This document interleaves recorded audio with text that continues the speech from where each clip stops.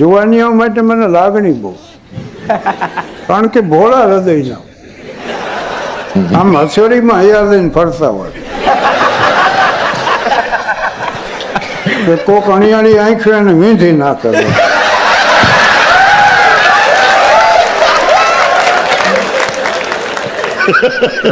અને ઘણા તો જરાક કોક હસીને વાત કરે ને મન મોટું દેખાડે ને ત્યાં તો ગદપમાં એ બકરી હાલી જાય એમ હાલ્યા.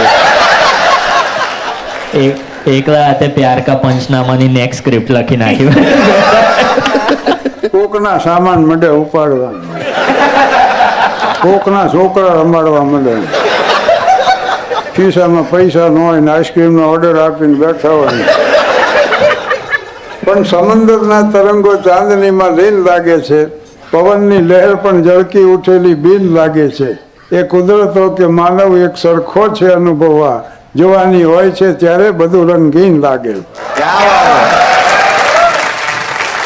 અને એક વાત એની હારે લઈ લઉં, ઘણા તો એવા ભાવનાશાળી હોય ને, પૈણાને હજી 3-4 મહિના ન થયા હોય ત્યાં પત્નીને એવું મંડે કહેવા કે પ્રિય, મને બધી ખબર છે, હું તારે માટે લાયક નથી.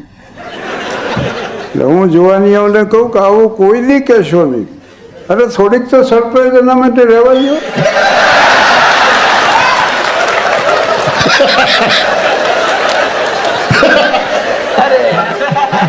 આ એપિસોડ હું વાઈફને નહીં બતાવવાનો ભાઈ.